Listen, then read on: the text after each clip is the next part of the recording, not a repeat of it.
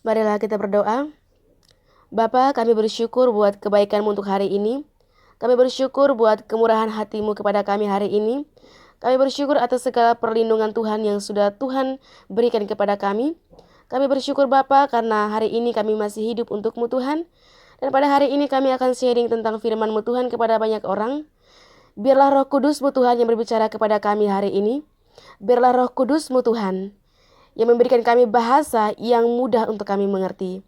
Semoga orang-orang yang mendengarkan firman-Mu ini dapat mengerti dan semoga menjadi berkat bagi banyak orang.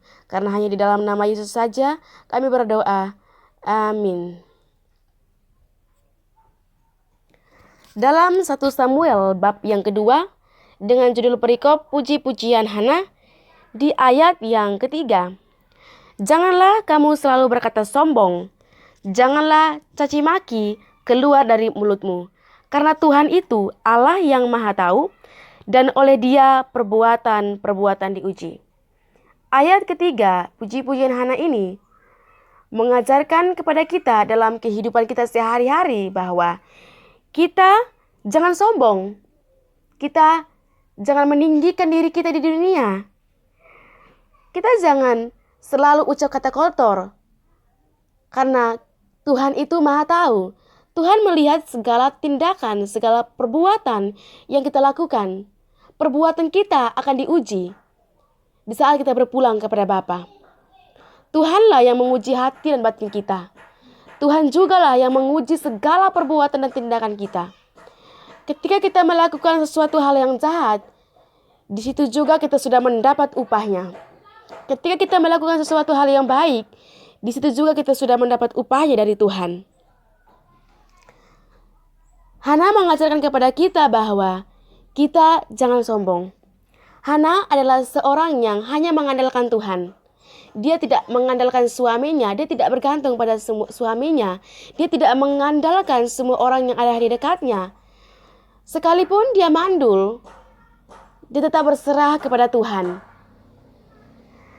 Tetapi dia selalu mengucap syukur kepada Tuhan, berdoa setiap saat, selalu mengandalkan Tuhan dalam hidupnya. Dia tidak pernah kecewa dengan Tuhan sekalipun dia mandul. Tetapi suatu ketika dia mengandung dan melahirkan seorang anak laki-laki dan dia menamainya Samuel. Kenapa dia menamainya Samuel? Sebab katanya, aku telah meminta daripada Tuhan. Kita seharusnya belajar dari kehidupan dan teladannya Hana. Hana mengajarkan kepada kita bahwa kita harus rendah hati. Kita harus belajar untuk mengandalkan Tuhan dalam hidup kita. Belajar rendah hati dan jangan sombong. Jangan sampai di dalam kehidupan kita mengeluarkan kata-kata yang kotor, yang mungkin menyakiti hati Tuhan, tidak menyenangkan Tuhan. Kita harus belajar untuk mengasihi, belajar supaya bibir kita, lidah kita ini mengeluarkan kata-kata yang membangkitkan, membangun.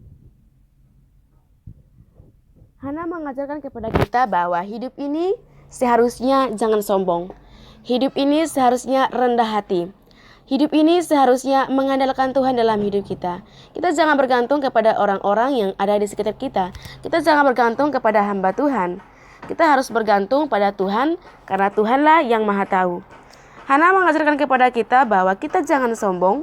Kita harus mengandalkan Tuhan karena segala perbuatan-perbuatan kita akan diuji ketika kita berpulang pada Tuhan.